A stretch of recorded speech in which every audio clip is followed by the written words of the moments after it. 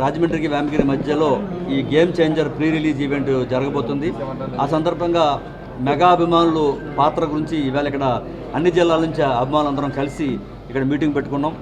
ఈ మీటింగ్కి ఎంతమంది తరలి రావాలి, ఏర్పాటు ఎలా చూడాలి, వచ్చిన వారికి ఎటువంటి ఏర్పాట్లు చేయాలి, నిర్మాతకి కానీ అటు ఈవెంట్ వారికి కానీ ఎటువంటి సహకారం అందించాలి, ఇవన్నీ కూడా ఇక్కడ కూలంకషంగా చర్చించుకుని ఒక నిర్ణయానికి వచ్చి అందరం తలకో బాధ్యత తీసుకుని ఈ ఈవెంట్ విజయవంతంగా అయ్యే విధంగా అటు నిర్మాత గారికి కానీ అటు దర్శకుడికి కానీ మా మెగా హీరో రామ్ చరణ్ గారికి కానీ ఇటు ఈవెంట్ చేస్తున్న జే మీడియా వారికి కానీ మా పూర్తి సహాయ సహకారాలు అందించే విధంగా ఇక్కడ ఏర్పాట్లన్నీ చూస్తూ ఉన్నాం.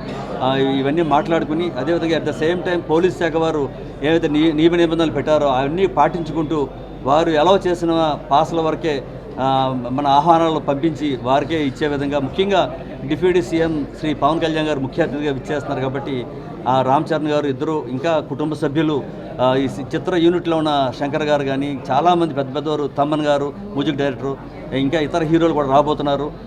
అందరికీ అన్ని విధాలుగా ఎటువంటి ఇబ్బందులు లేకుండా ఈవెంట్ విజయవంతం అయ్యే విధంగా అభిమానుల తరపు నుంచి మేము చేయాల్సిన పనులన్నీ దాని గురించి మాట్లాడుకోవడం కోసం ఈరోజు ఇక్కడ మెగా అభిమానుల ఆత్మీయ కలయిక ఏర్పాటు చేసుకోవడం జరిగింది.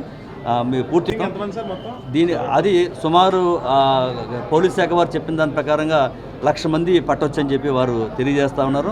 కానీ మాకు వచ్చిన రిపోర్ట్లో లక్షలాది మంది తరలి వస్తున్నారు, దాన్ని ఎలా కంట్రోల్ చేయాలి ఆ విషయం కూడా ఇక్కడ డిస్కస్ చేస్తున్నాం. ఆ కంట్రోల్ చేసి వారు చెప్పిన విధంగానే పాసులు డిస్ట్రిబ్యూషన్ చేసే విధంగా, అంతమందిని అనుమతించే విధంగా ఇప్పుడు వేమగిరి హైవేలో అక్కడ కడిగిపలంక ఆ ప్రాంతంలో ఒక చెక్ పోస్ట్ పెడతాం. కానీ ఇలా హైవేలో అన్ని నలుమూలల చెక్ పోస్ట్ పెట్టి అక్కడి నుంచి సెపరేట్ వెహికల్స్లో తరలించి ఎవరు పడితే వాళ్ళు వచ్చేయకుండా, ట్రాఫిక్ జామ్ అయిపోకుండా, వెహికల్స్ ఇబ్బంది పడకుండా ఉండే విధంగా అనేక రకమైన చర్యలు తీసుకుంటున్నాం.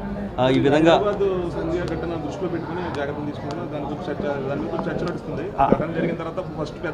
దాని గురించే పోలీస్ శాఖ వారు మాకు ఒక చెక్ లిస్ట్ ఇచ్చారండి. వారు ఇచ్చిన నిబంధనల ప్రకారంగానే అన్ని పాటిస్తూ ఉన్నాం.